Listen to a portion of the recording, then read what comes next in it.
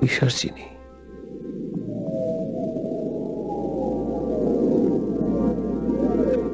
সত্য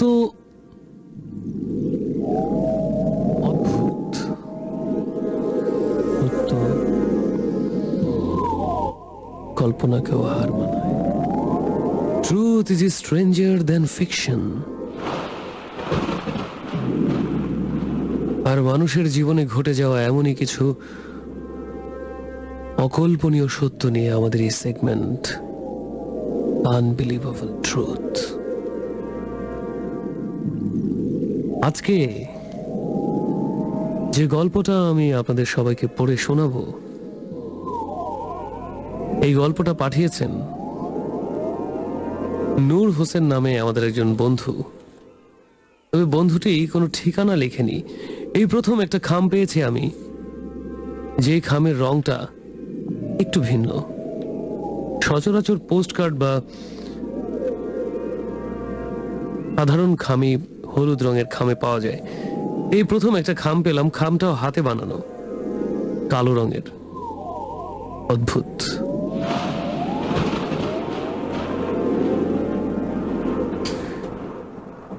আমার বন্ধু নূর হোসেন শুধু লিখেছে কালীগঞ্জ। কালীগঞ্জ থেকে আমার এই বন্ধুটি এই ঘটনাটির কথা লিখে পাঠিয়েছে। চলুন তাহলে শোনা যাক নূর হোসেনের ভাষায় সেই ঘটনাটি।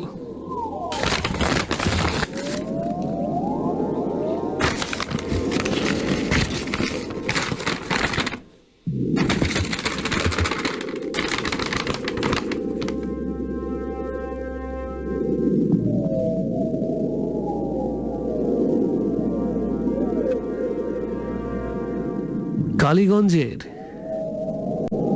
এক অজপাড়া গায়ের কথা বলছি আমি।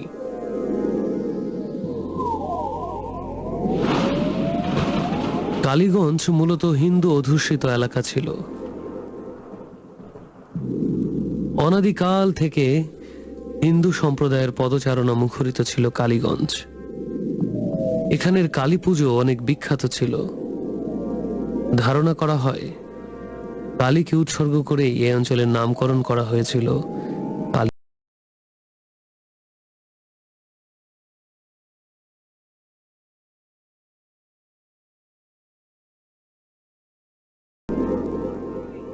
ঘটনাটা ঘটেছে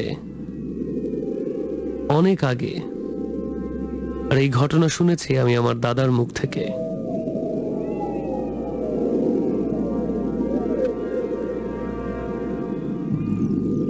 যে পাড়ায় দাদারা থাকতেন,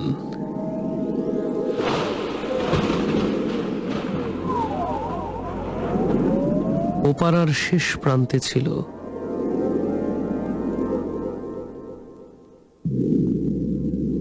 হিন্দু ধর্মাবলম্বীদের একটি মন্দির।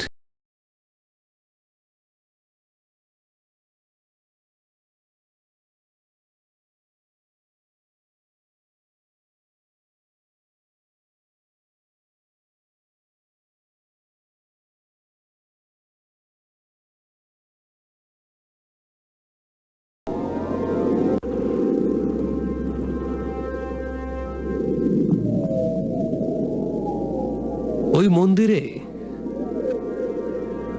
পুরোহিত থাকতেনই না। অনেক দূর থেকে মাঝে মাঝে একজন পুরোহিত এসে পূজা অর্চনা করে আবার চলে যেতেন। কোনো এক কারণে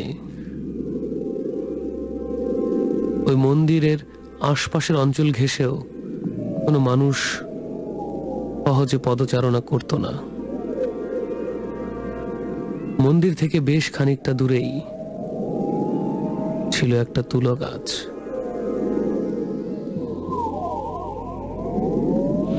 এত বড় তুলো গাছ,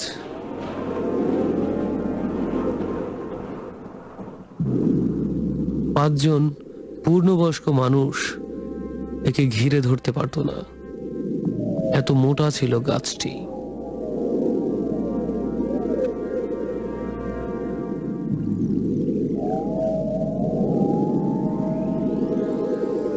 সেই গাছকে নিয়ে নানান কথা প্রচলিত ছিল। সন্ধ্যা হলেই মানুষ সহজে ঘর থেকে বের হতো না।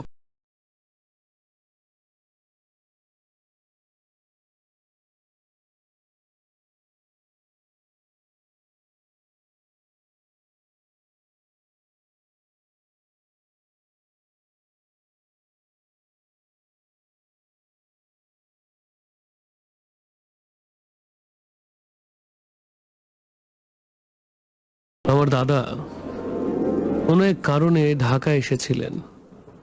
ফিরতে অনেক রাত হয়ে যায়।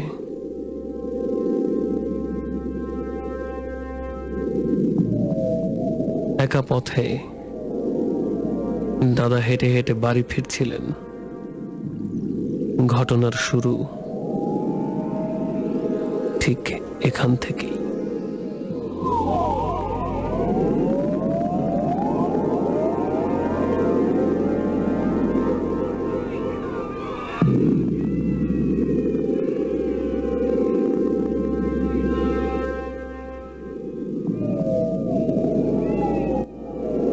দাদা প্রচন্ড সাহসী লোক ছিলেন।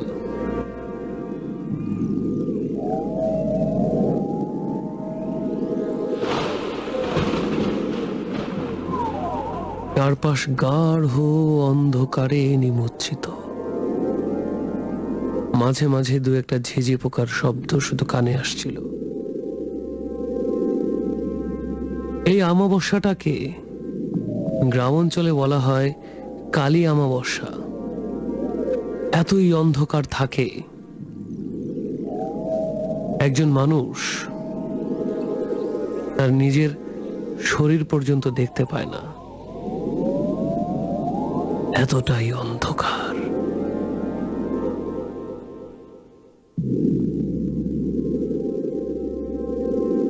দাদা যখন মন্দিরের খুব কাছাকাছি,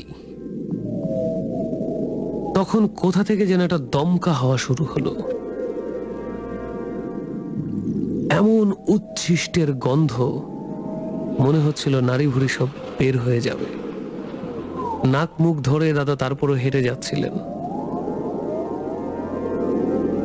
কিন্তু হঠাৎ করেই তার মনে হলো কে যেন দেখছে তাকে আড়াল থেকে। কে যেন হাঁটছে তার পিছু পিছু, ঝুম ঝুম ঝুম ঝুম, ঘুঙুর পরে। হঠাৎ করে আবার চিৎকারের শব্দ। তীক্ষ্ণ গলায় মনে হচ্ছিল হৃৎপিণ্ড ভেদ করে একটা চিৎকার ভেসে আসছে কোথা থেকে।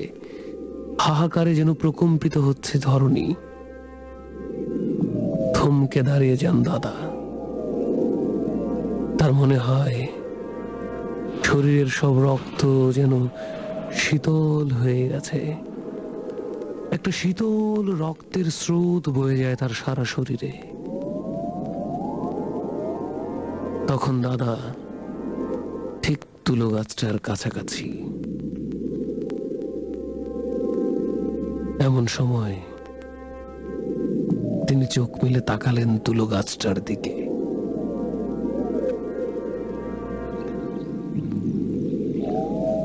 এমন দৃশ্য না কেউ কখনো দেখেছে, না কেউ দেখবে। অনেক লম্বা একগাছি চুল তুলো গাছের উপর থেকে নিচ পর্যন্ত ছড়িয়ে আছে, আর কিছুই দেখা যাচ্ছে না। দাদা তখনই বুঝতে পারেন আজ আর হয়তো বাঁচা হবে না তার। দোয়া দুরুদ জাপট জানতেন, সব পরে ফু দিয়ে নেন বুকের মাঝে। থুতু দিয়ে বন্ধ করে নেন পুরো শরীরটাকে। কোনো দিকে না তাকিয়ে দাদা হাঁটতে শুরু করেন সোজা। দাদা যত এগুচ্ছে মনে হচ্ছিল এই বুঝি পেছন থেকে কেউ তাকে হাত দিয়ে থামিয়ে ফেলবে। এই বুঝি শীতল একটা হাত এসে আস্তে করে তার ঘাড় স্পর্শ করবে। এই বুঝি খামচে ধরবে তার পায়ের মধ্যে। কখনো কখনো মনে হচ্ছিল এখনই হয়তো মারা যাবে হৃদস্পন্দন বন্ধ হয়ে।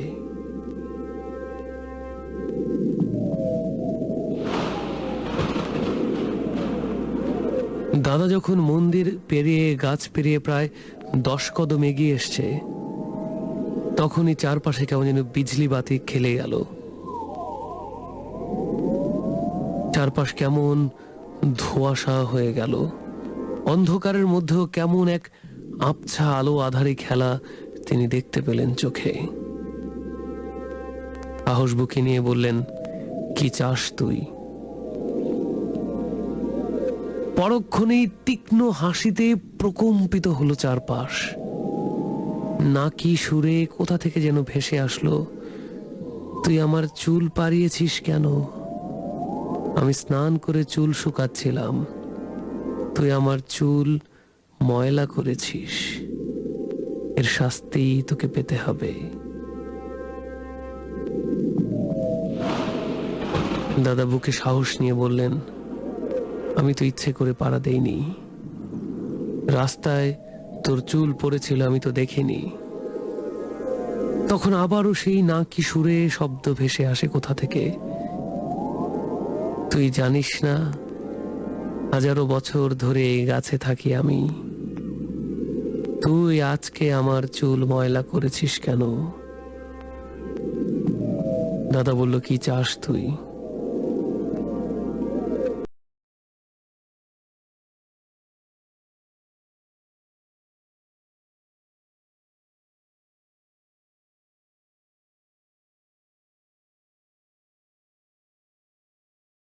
তোকে ছাড়তে পারি, তবে একটাই শর্ত, পেছনে ফিরে ভুলেও তাকাবি না।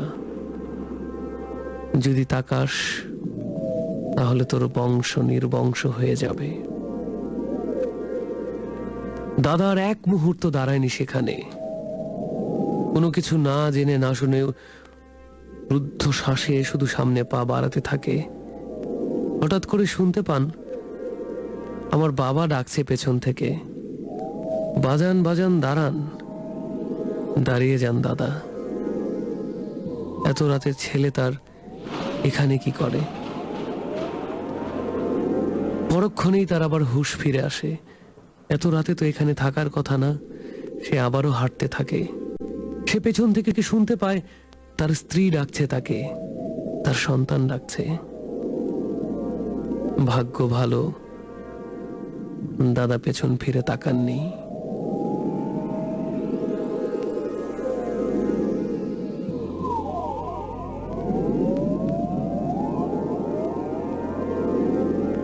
দাদাকে যখন সবাই খুঁজে পায়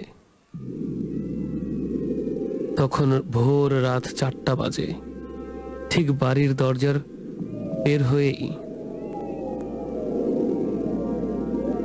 পড়েছিলেন দাদা অজ্ঞান হয়ে, তারা মুখ ভর্তি ফেনা।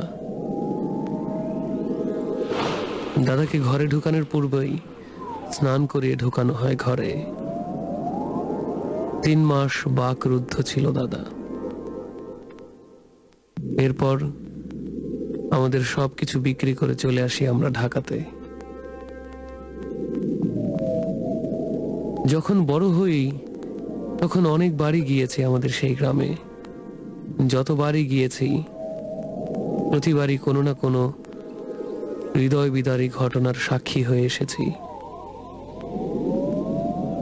তার কারণ সৌভাগ্যক্রমে দাদা বেঁচে ছিলেন, কিন্তু সেই রাতেই মারা গিয়েছিল আমাদের পাশের বাড়ির সলিম কাকা, যার লাশ পাওয়া গেছে সেই তুলা গাছে ঝুলন্ত অবস্থায়।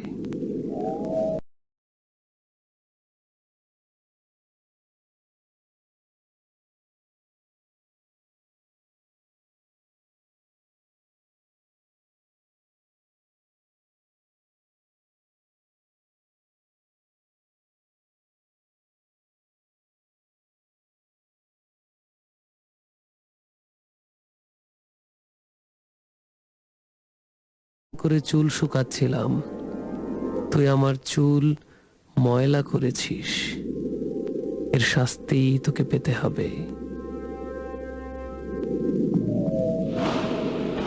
দাদা বুকে সাহস নিয়ে বললেন, আমি তো ইচ্ছে করে পাড়া দেইনি। রাস্তায় তোর চুল পড়েছিল, আমি তো দেখিনি। তখন আবারও সেই নাকি সুরে শব্দ ভেসে আসে কোথা থেকে, তুই জানিস না হাজারো বছর ধরে এই গাছে থাকি আমি, তুই আজকে আমার চুল ময়লা করেছিস কেন? দাদা বলল, কি চাস তুই?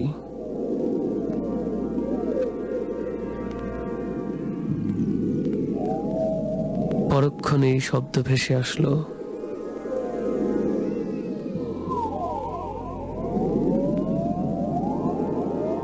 এবারের মতো তোকে ছাড়তে পারি, তবে একটাই শর্ত, পেছনে ফিরে ভুলেও তাকাবি না। যদি তাকাস তাহলে তোর বংশ নির্বংশ হয়ে যাবে। দাদার এক মুহূর্ত দাঁড়ায়নি সেখানে।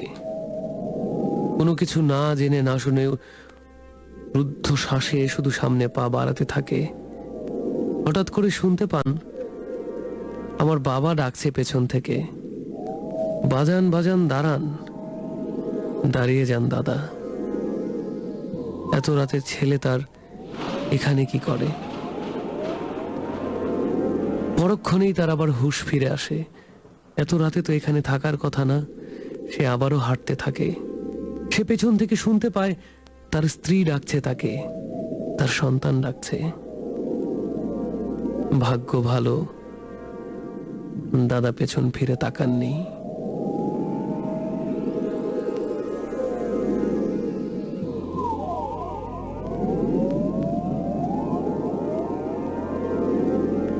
দাদাকে যখন সবাই খুঁজে পায় তখন ভোর রাত 4টা বাজে। ঠিক বাড়ির দরজার বের হয়েই পড়েছিলেন দাদা অজ্ঞান হয়ে, তারা মুখ ভর্তি ফেনা। দাদাকে ঘরে ঢুকানোর পূর্বেই স্নান করিয়ে ঢুকানো হয় ঘরে।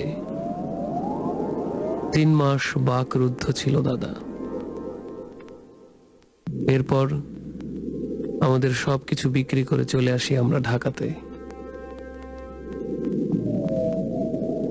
যখন বড় হই তখন অনেক বাড়ি গিয়েছে আমাদের সেই গ্রামে। যত বাড়ি গিয়েছি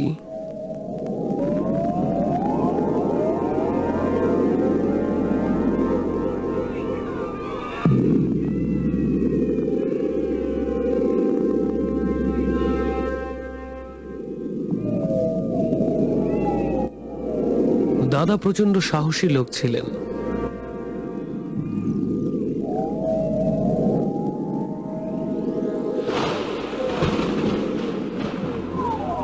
চারপাশ গাঢ় অন্ধকারে নিমজ্জিত। মাঝে মাঝে 2-1টা ঝিঝি পোকার শব্দ শুধু কানে আসছিল। এই অমাবস্যাটাকে গ্রাম অঞ্চলে বলা হয় কালী অমাবস্যা। এতই অন্ধকার থাকে, একজন মানুষ তার নিজের শরীর পর্যন্ত দেখতে পায় না, এতটাই অন্ধকার।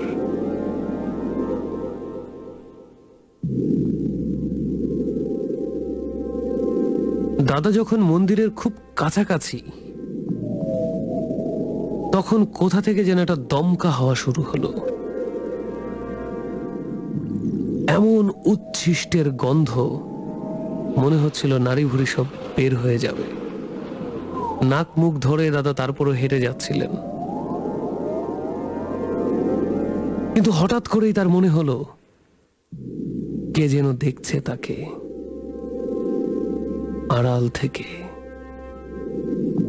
কে যেন হাঁটছে তার পিছু পিছু, ঝুম ঝুম ঝুম ঝুম, ঘুঙুর পরে। হঠাৎ করে আবার চিৎকারের শব্দ, তীক্ষ্ণ গলায়, মনে হচ্ছিল হৃৎপিণ্ড ভেদ করে একটা চিৎকার ভেসে আসছে কোথা থেকে। হাহাকারে যেন প্রকম্পিত হচ্ছে ধরণী। থমকে দাঁড়িয়ে যান দাদা। তার মনে হয় শরীরের সব রক্ত যেন শীতল হয়ে গেছে। একটা শীতল রক্তের স্রোত বয়ে যায় তার সারা শরীরে। তখন দাদা ঠিক তুলো গাছটার কাছাকাছি। এমন সময় তিনি চোখ মেলে তাকালেন তুলো গাছটার দিকে।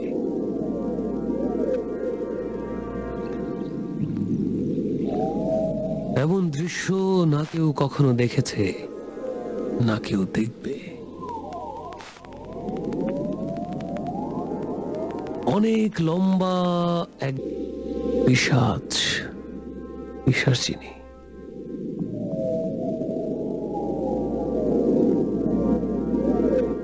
সত্য অদ্ভুত, সত্য কল্পনাকেও হার মানায়। Truth is stranger than fiction. আর মানুষের জীবনে ঘটে যাওয়া এমনই কিছু অকল্পনীয় সত্য নিয়ে আমাদের এই সেগমেন্ট আনবিলিভেবল ট্রুথ। আজকে যে গল্পটা আমি আপনাদের সবাইকে পড়ে শোনাবো, এই গল্পটা পাঠিয়েছেন নূর হোসেন নামে আমাদের একজন বন্ধু। তবে বন্ধুটি কোনো ঠিকানা লেখেনি। এই প্রথম একটা খাম পেয়েছি আমি, যে খামের রংটা একটু ভিন্ন। সচরাচর পোস্টকার্ড বা সাধারণ খামই হলুদ রঙের খামে পাওয়া যায়। এই প্রথম একটা খাম পেলাম, খামটাও হাতে বানানো, কালো রঙের। অদ্ভুত।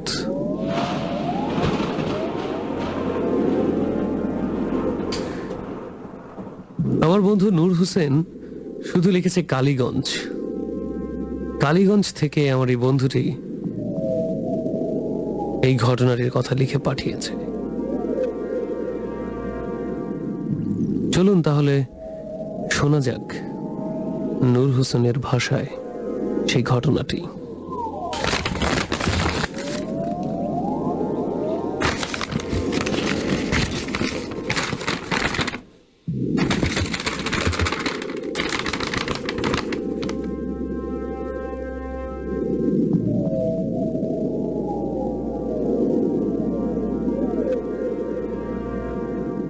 কালীগঞ্জের এক অজপাড়া গায়ের কথা বলছি আমি।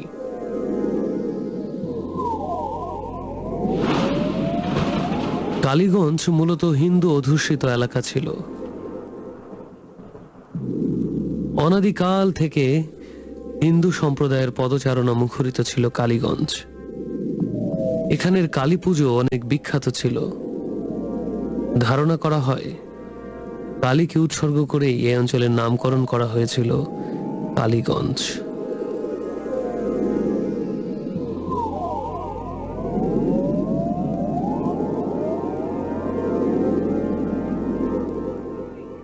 ঘটনাটা ঘটেছে অনেক আগে, আর এই ঘটনা শুনেছি আমি। আমার দাঁতু মোটা ছিল গাছটি।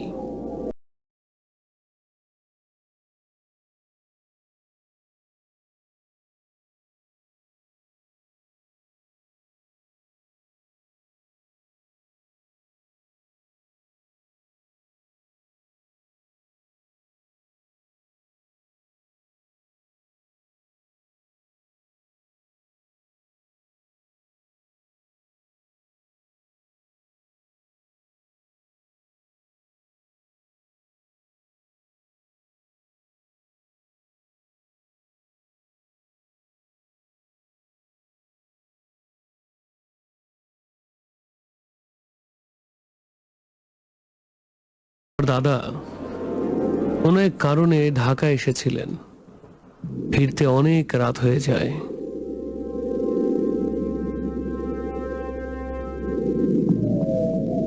একা পথে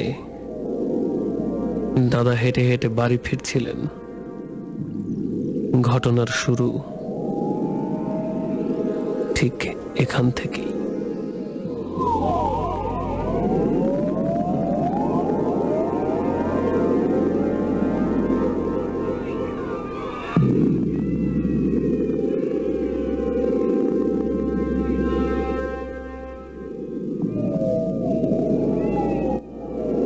দাদা প্রচন্ড সাহসী লোক ছিলেন।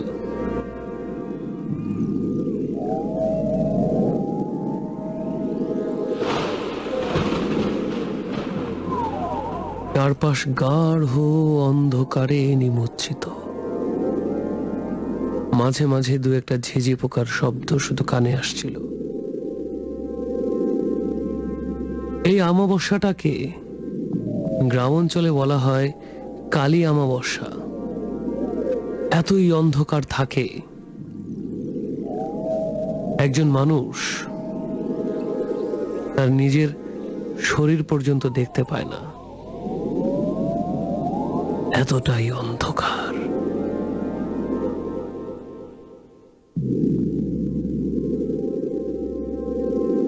দাদা যখন মন্দিরের খুব কাছাকাছি, তখন কোথা থেকে যেন একটা দমকা হওয়া শুরু হলো। এমন উচ্ছিষ্টের গন্ধ, মনে হচ্ছিল নাড়ি ভুড়ি সব বের হয়ে যাবে। নাক মুখ ধরে দাদা তারপরও হেঁটে যাচ্ছিলেন,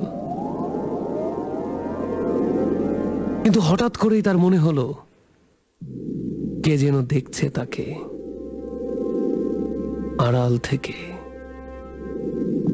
কে যেন হাঁটছে তার পিছু পিছু, ঝুম